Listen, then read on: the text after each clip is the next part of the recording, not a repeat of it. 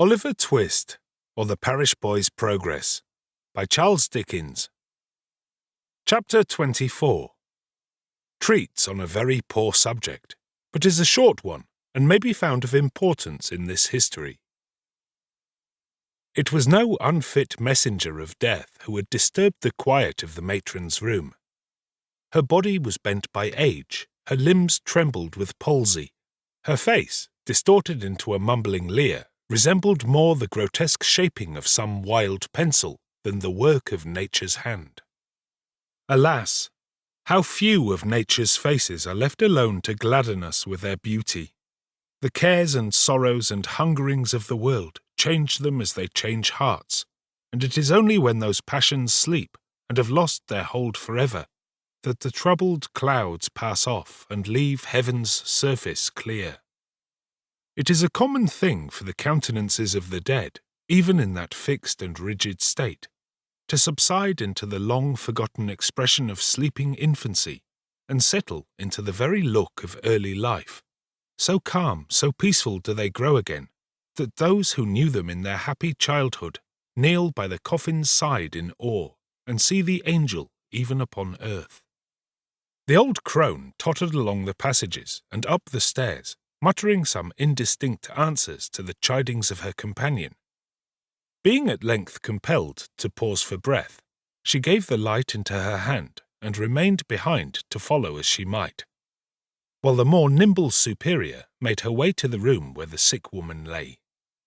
It was a bare garret room, with a dim light burning at the farther end. There was another old woman watching by the bed. The parish apothecary's apprentice was standing by the fire, making a toothpick out of a quill. "Cold night, Mrs. Corney," said this young gentleman as the matron entered. "Very cold indeed, sir," replied the mistress in her most civil tones, and dropping a curtsy as she spoke. "You should get better coals out of your contractors," said the apothecary's deputy, breaking a lump on the top of the fire with the rusty poker. "These are not all the sort of thing for a cold night." "They're the board's choosing, sir," returned the matron. "The least they could do would be to keep us pretty warm, for our places are hard enough." The conversation was here interrupted by a moan from the sick woman. "Oh," said the young man, turning his face towards the bed, as if he had previously quite forgotten the patient. "It's all U.P. there, Mrs. Corney." "It is it, sir?" asked the matron. "If she lasts a couple of hours, I shall be surprised," said the apothecary's apprentice, intent upon the toothpick's point. "It's a break-up of the system altogether. Is she dozing, old lady?" The attendant stooped over the bed to ascertain, and nodded in the affirmative. "Then perhaps she'll go off in that way if you don't make a row," said the young man. "Put the light on the floor, she won't see it there." The attendant did as she was told, shaking her head meanwhile to intimate that the woman would not die so easily. Having done so, she resumed her seat by the side of the other nurse, who had by this time returned. The mistress, with an expression of impatience, wrapped herself in her shawl and sat at the foot of the bed. The apothecary's apprentice, having completed the manufacture of the toothpick, planted himself in front of the fire and made good use of it for 10 minutes or so. When apparently growing rather dull, he wished Mrs. Corney joy of her job, and took himself off on tiptoe. When they had sat in silence for some time, the two old women rose from the bed, and crouching over the fire, held out their withered hands to catch the heat. The flame threw a ghastly light on their shriveled faces, and made their ugliness appear terrible, as in this position they began to converse in a low voice. "Did she say any more, Annie dear, while I was gone?" inquired the messenger. "Not a word," replied the other. "She plucked and tore at her arms for a little time, but I held her hands, and she soon dropped off. She hasn't much strength in her, so I easily kept her quiet. I ain't so weak for an old woman, although I am on parish allowance. No. "Did she drink the hot wine the doctor said she was to have?" demanded the first. I tried to get it down, rejoined the other, but her teeth were tight set, and she clenched the mug so hard that it was as much as I could do to get it back again. So I drank it, and it did me good. Looking cautiously round to ascertain that they were not overheard, the two hags cowered nearer to the fire and chuckled heartily. I mind the time, said the first speaker, when she would have done the same, and made rare fun of it afterwards. Aye, that she would, rejoined the other. She had a merry heart, and many, many beautiful corpses she laid out as nice and neat as waxwork.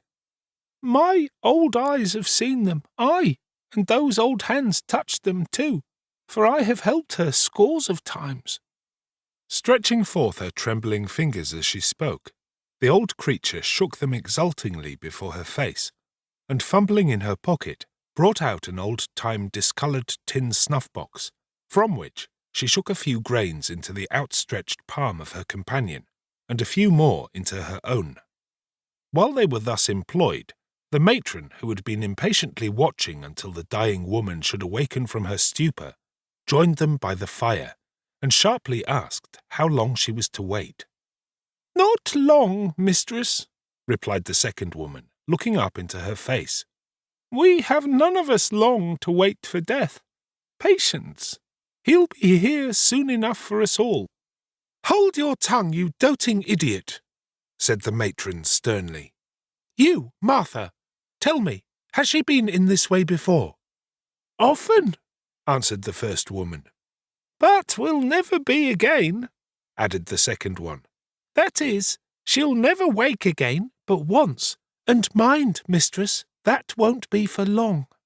Long or short, said the matron snappishly, she won't find me here when she does wake. Take care, both of you, how you worry me again for nothing. It's no part of my duty to see all the old women in the house die, and I won't, that's more. Mind that, you impudent old harridans. If you make a fool of me again, I'll soon cure you, I warrant you. She was bouncing away when a cry from the two women who had turned towards the bed caused her to look round. The patient had raised herself upright and was stretching her arms towards them. Who's that? She cried in a hollow voice. Hush, hush, said one of the women, stooping over her. Lie down, lie down. I'll never lie down again alive, said the woman, struggling. I will tell her. Come here, nearer. Let me whisper in your ear. She clutched the matron by the arm, and forcing her into a chair by the bedside, was about to speak, when looking round, she caught sight of the two old women bending forward in the attitude of eager listeners. Turn them away, said the woman drowsily. Make haste, make haste.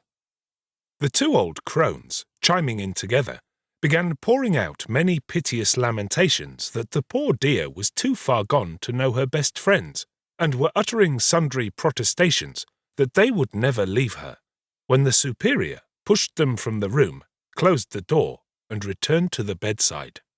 On being excluded, the old ladies changed their tone, and cried through the keyhole that old Sally was drunk, which indeed was not unlikely, since in addition to a moderate dose of opium prescribed by the apothecary, she was labouring under the effects of a final taste of gin and water, which had been privily administered, in the openness of their hearts, by the worthy old ladies themselves. Now listen to me, said the dying woman aloud, as if making a great effort to revive one latent spark of energy. In this very room, in this very bed, I once nursed a pretty young creature that was brought into the house with her feet cut and bruised with walking, and all soiled with dust and blood. She gave birth to a boy and died. Let me think. What was the year again? Never mind the year, said the impatient auditor. What about her? I, murmured the sick woman, relapsing into her former drowsy state. What about her? What about... I know! she cried, jumping fiercely up, her face flushed and her eyes starting from her head. I robbed her, so I did. She wasn't cold, I tell you she wasn't cold when I stole it. Stole what, for God's sake? Cried the matron, with a gesture as if she would call for help. It, replied the woman, laying her hand over the other's mouth.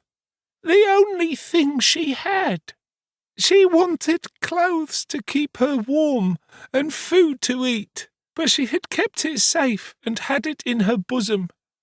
It was gold, I tell you, rich gold that might have saved her life.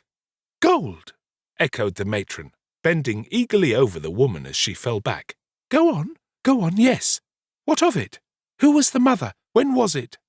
She charged me to keep it safe, replied the woman with a groan, and trusted me as the only woman about her. I stole it in my heart when she first showed it me hanging round her neck, and the child's death perhaps is on me besides. They would have treated him better if they had known it all. Known what? Asked the other. Speak. The boy grew so like his mother, said the woman, rambling on and not heeding the question, that I could never forget it when I saw his face. Poor girl, poor girl. She was so young too, such a gentle lamb. Wait, there's more to tell. I have not told you all, have I? No, replied the matron, inclining her head to catch the words as they came more faintly from the dying woman. Be quick, or it may be too late. The mother, said the woman, making a more violent effort than before. The mother, when the pains of death first came upon her, whispered in my ear that if her baby was born alive and thrived, the day might come when it would not feel so much disgraced to hear its poor young mother named. And oh, kind heaven, she said, folding her thin hands together, whether it be boy or girl, raise up some friends for it in this troubled world, and take pity upon a lonely, desolate child abandoned to its mercy.